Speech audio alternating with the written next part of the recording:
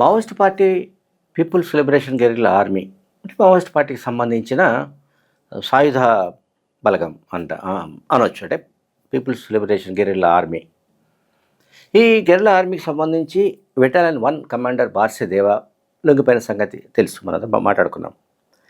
అయితే ఆయన లొంగిపోయిన తర్వాత ఆయన దగ్గర వాళ్ళ టీం దగ్గర దొరికిన వెపన్స్ పైన ఇప్పుడు చర్చ జరుగుతుంది. ఆయుధాల పైన. ఆయుధాలు ఎక్కడివి, వాళ్ళు ఎట్లా సమకూర్చుకున్నారు అనే దానికి సంబంధించి బార్సెదేవ పోలీసులకు కానీ మీడియా కానీ చెబుతున్న విషయాలు నిజమేనా? గతంలో పోలీసు క్యాంప్ పైన దాని పేరేంటి చింతగుప్ప అని పేరు. చింతగుప్ప అనే చింతగుప్ప అనే పోలీస్ క్యాంప్ పైన దాడి చేసి తాము ఈ ఆయుధాలను మేము చేసుకున్నామని సేకరించామని చెప్తున్నాడు. ఎవరు? బార్సెదేవ చెప్పాడు. అయితే అది నిజమేనా? అక్కడ ఆ క్యాంపులో ఇప్పుడు దేవ ఆయన బృందం దగ్గర, అంటే ఆయనతో పాటు వచ్చిన సహచరుల దగ్గర వెహికల్స్లో వెపన్స్లో అవి ఎన్ని ఉన్నాయి ఏంటనే దానిపైన చర్చ జరుగుతోంది. మొత్తం 48 ఆయుధాలతో తెలంగాణ పోలీసులకు వాళ్ళు లొంగిపోయిన సంగతి మనందరికీ తెలుసు. ఇందులో అమెరికన్ మేడ్ కోల్ట్ గన్ అంటారు దీన్ని, కోల్ట్ గన్. అట్లాగే ఇజ్రాయెల్ వెపన్ ఇండస్ట్రీకి సంబంధించి వాళ్ళు తయారు చేసింది, దాని పేరు ఇజ్రాయెల్ మేడ్ టవర్ అంటారు దాన్ని.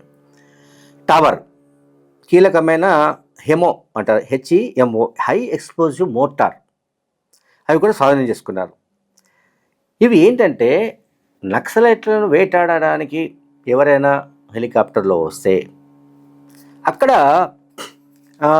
అంటే అటువంటి హెలికాప్టర్లను కూల్చే కెపాసిటీ ఉన్న వెపన్స్ దొరికాయి. ఇది వీళ్ళ దగ్గర, బార్సెదేవ అండ్ వాళ్ళ టీం దగ్గర. అది ఇప్పుడు చర్చకు దారితీస్తుంది. రక్షణ రంగ నిపుణులు కూడా ఆశ్చర్యం వ్యక్తం చేస్తున్నారు. సరే, మావోయిస్టులకు అంటే వాళ్ళ ప్రభావం ఎక్కువగా ఉన్న ప్రాంతాల్లో, వాళ్ళకు పట్టు ఎక్కువగా ఉన్న ప్రాంతాల్లో వాళ్ళు సొంతగా ఆయుధ కర్మాగారాలే నడిపించిన సంగతి కొత్తదేం కాదు. చాలా చోట్ల అటువంటి ఆయుధ కర్మాగారాలు దొరికాయి. ఇటు దంతెవాడ, బీజాపూర్ జిల్లాలో, అట్లాగే ఇటు కర్రెగుట్టలు అంటే తెలంగాణ ఛత్తీస్గఢ్ బార్డర్లో ఉంటుంది. ఆ ప్రాంతంలో కూడా ఆయుధాలకు సంబంధించిన డంప్స్ దొరికాయి, ఆయుధ కర్మాగారాలు దొరికాయి. ఈ ఆయుధ కర్మాగారాల్లో మావోయిస్టులకు సొంతంగా లేత్ మిషన్స్ ఉన్నాయి. తపంచాల కాలం నుంచి వాళ్ళు చాలా దూరం వచ్చేసారు. తపంచ అంటే మన దేశ తుపాకీ, చిన్నది. గ్రెనేడ్ లాంచర్స్, మైన్ ప్రూఫ్ వెహికల్స్ను పేల్చే మందుపాత్ర, claymore mines, carbines, INSAS, SLR, ఇవన్నీ రకరకాల ఆయుధాలు. అయితే హెలికాప్టర్స్ను కూల్చడానికి సంబంధించి కూడా వీళ్ళు సిద్ధం చేసుకున్నారంటే ఇంకా ఆల్మోస్ట్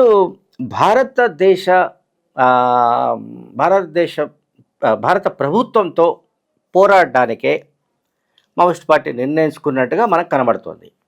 లేకుంటే ఈ రకమైన అత్యాధునిక ఆయుధ సంపత్తి మరి ఎందుకు సమకూర్చుకున్నట్టు?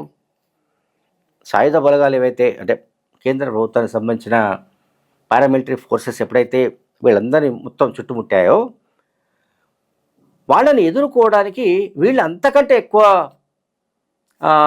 సైజు కలిగిన లేకుంటే శక్తివంతమైన వెహికల్స్ను అంటే వెపన్స్ను వీళ్ళు ప్రొక్యూర్ చేసుకున్నారు అండ్ ఓన్గా తయారు చేసుకున్నారు. బార్సెదేవ చెప్పిన దాంట్లో ఒక పాయింట్ ఉంది. మేము 2014లోనే పోలీసులపై జరిపిన దాడిలో, అంటే 11 ఏళ్ల క్రితమే, కొన్ని ఆయుధాలను స్వాధీనం చేసుకున్నాం. ఈ టవర్ అనేది ఇది మన ఇజ్రాయెల్ మేడ్, ఇది ఇజ్రాయెల్ డిఫెన్స్కి సంబంధించిన వాళ్ళు తయారు చేసే ఇండస్ట్రీస్ వాళ్ళు టవర్, TAVOR అంటారు దీన్ని. ఇది ప్రపంచంలోనే అత్యంత ఆధునికమైనది, అత్యుత్తమైన రైఫిల్డ్గా ఇవి చెప్తున్నారు, పోలీస్ వర్గాలు చెప్తున్నారు. అట్లాగే అత్యాధునిక ఆప్టికల్ సైట్స్ అంటే లేజర్ గైడెన్స్ కూడా అమర్చుకోవచ్చు అని ఉంది. అంటే దీనివల్ల రాత్రి పూట కూడా కాల్పులు జరిపే అవకాశాలు ఉన్నాయి. సాధారణంగా సరే సిఆర్పిఎఫ్ లేదంటే ఎలైట్ వింగ్ అనుకునే కోబ్రా కమాండోస్ ఇవి ఈ టావర్ టీఏవిఆర్ ఈ వెహికల్ను వెపన్స్ వాడుతుంటారని పోలీసులు చెప్తున్నారు.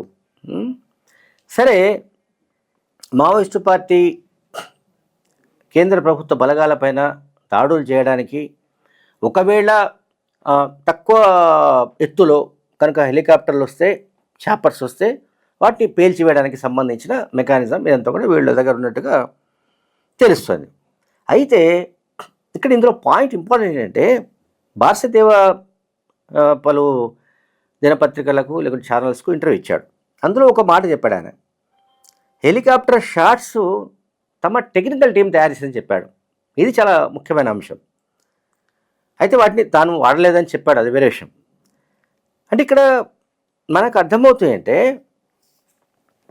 కేంద్ర ప్రభుత్వ బలగాలు ఎప్పుడైతే ఈ దాడులు ఇవన్నీ అంటే వీళ్ళను చుట్టుముట్టి వీళ్ళను మొత్తంగా నిర్మూలించడానికి సంబంధించిన ప్రణాళికలు రూపొందించి ఆపరేషన్ కగార్ పేరిట వీళ్ళపైన అంటే మావోయిస్ట్ పార్టీ బలగాలపైన సైనిక బలగాలపైన నాయకులపైన యుద్ధానికి దిగినప్పుడే లేదా అంతకు ముందే ఈ సరంజామా అంతా కూడా వీళ్ళు సమకూర్చుకున్నట్టు తెలుస్తుంది. సో ఇది ఆశ్చర్యకరమైన ఒక పరిణామం. తర్వాత గత నవంబర్ 18న అల్లూరు సీతారామరాజు జిల్లా మారేడుమిల్లి సమీపంలో ఎన్కౌంటర్లో మరణించిన హిడ్మా అట్లాగే ఇప్పుడు తెలంగాణ పోలీసులు లొంగిపోయిన భారతదేవ ఒకే గ్రామానికి సంబంధించిన వాళ్ళు, ఇద్దరు దగ్గరి బంధువులు, ఇదంతా కూడా వార్తల్లో వచ్చాయి. అయితే అక్టోబర్ 27న తాను హిడ్మా మరికొంతమంది దళ సభ్యులు తెలంగాణ ఛత్తీస్గఢ్ సరిహద్దులోనే ఉన్నామని ఆయన స్పష్టం చేశారు. ఇప్పుడు అక్టోబర్ 14న మలోజుల వేణుగోపాల్ అండ్ దక్కెలపల్లి వాసుదేవరావు వీళ్ళంతా గడ్చిరోలి ప్రాంతంలో లొంగిపోయారు. అదొక ఆస్పెక్ట్. ఇది అక్టోబర్ 14 నాడు. అక్టోబర్ 27 రోజున హిడ్మా తాను ఇతర దళ సభ్యులందరూ అంటే బెటాలియన్ 1 అంతా కలిసే ఉన్నామని చెప్తున్నాడు. ఆ తర్వాత హిడ్మా ఎన్కౌంటర్ సంగతి తాను రేడియో ద్వారా విన్నట్టు బర్సదేవ చెప్పాడు. రేడియో ద్వారా మాత్రమే తనకు సమాచారం తెలిసిందని చెప్పాడు. అట్లాగే తాను పార్టీ పని మీద తాను మరికొంతమంది మేము బొలెరో వెహికల్స్ 2 బొలెరో వెహికల్స్ వెళుతున్నప్పుడు తెలంగాణ పోలీసులు అటకాయించారని, తమను ఆపి అరెస్ట్ చేయడానికి అరెస్ట్ చేశారని, ఆ తర్వాత పోలీసులు తమతో డీటెయిల్డ్గా మాట్లాడిన తర్వాత తాము కూడా ఈ ప్రస్తుత పరిస్థితుల్లో సాయుధ పోరాటం కొనసాగించలేమనే కంక్లూజన్కి వచ్చి తాము లొంగుబాటుకు సిద్ధపడినట్లుగా భారతదేవ చెప్పాడు. అంటే మొత్తంగా నేను ఈ వీడియోలో చెప్పదలుచుకుంటే ఎన్కౌంటర్లలో చనిపోవడం, అగ్రనాయకత్వం, చాలామంది వందలాది మంది ఆయుధాలతో సహా లొంగిపోవడం, ఇది మాత్రం ఈ ఆల్మోస్ట్ ఇంకా ఈ ఆపరేషన్ కగార్ చివరి దశకు చేరుకున్నట్టుగా భావించాలి. మావోయిస్టు పార్టీకి సంబంధించిన దాదాపు 6 దశాబ్దాల అధ్యాయానికి తెర పడుతున్నట్టుగా కూడా మనకు కనిపిస్తుంది. Thank you very much.